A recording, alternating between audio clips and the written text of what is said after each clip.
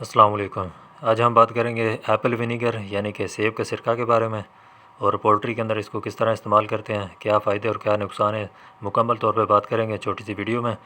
لیکن اس سے پہلے آپ میرے گھر کا ایک پٹھا ہے اس کا شوق کریں۔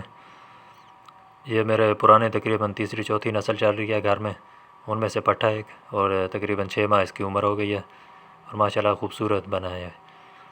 چلیں ٹاپک کی طرف واپس آتے ہیں۔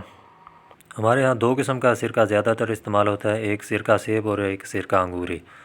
سرکہ سیب ہم استعمال کریں گے پولٹری کے اندر کیونکہ اس کے فائدے زیادہ ہیں، اور اس میں بھی مزید دو قسم کے ہوتے ہیں، ایک سفید رنگ کا ہوتا ہے اور ایک یہ گندلے رنگ کا ہوتا ہے۔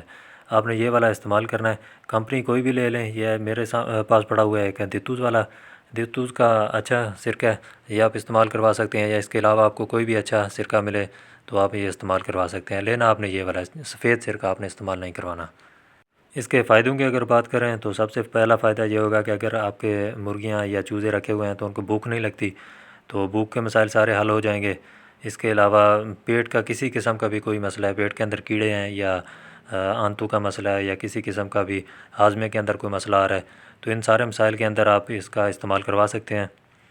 اس کے علاوہ بیٹھوں کا مسئلہ ہے، یعنی کہ پتلی بیٹیں کر رہا ہے یا چربی والی بیٹیں کر رہا ہے، پیلی بیٹیں کر رہا ہے، کسی قسم کا بھی یعنی بیٹ صحیح نہیں ہے یا پیٹ کے اندر کسی قسم کا کوئی بھی مسئلہ ہے تو آپ سرکہ کا استعمال کروا سکتے ہیں۔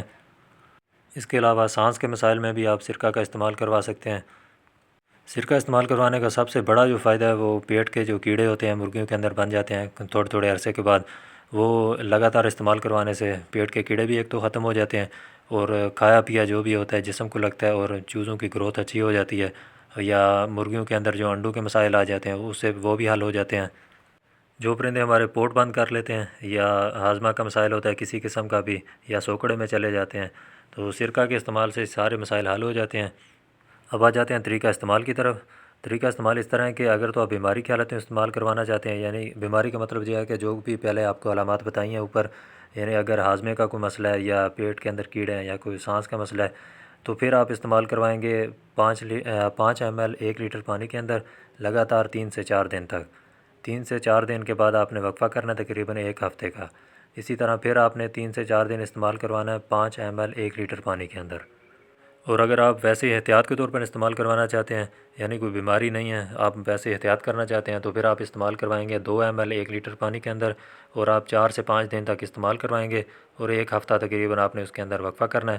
پھر آپ 4 سے 5 دن اس طرح استعمال کروائیں گے، 1 لیٹر پانی کے اندر 2 ml آپ ڈالیں گے سرکہ کا۔ مقدار کا آپ نے خاص خیال رکھنا ہے، اس سے زیادہ مقدار آپ نے نہیں دینی، کیونکہ اگر کسی بھی چیز کی آپ زیادتی کریں گے تو اس کا نقصان ہوگا۔ کوئی بھی اچھی سے اچھی چیز بھی ہوگی، اس کی اگر آپ زیادتی کریں گے تو نقصان دے گی آپ کو۔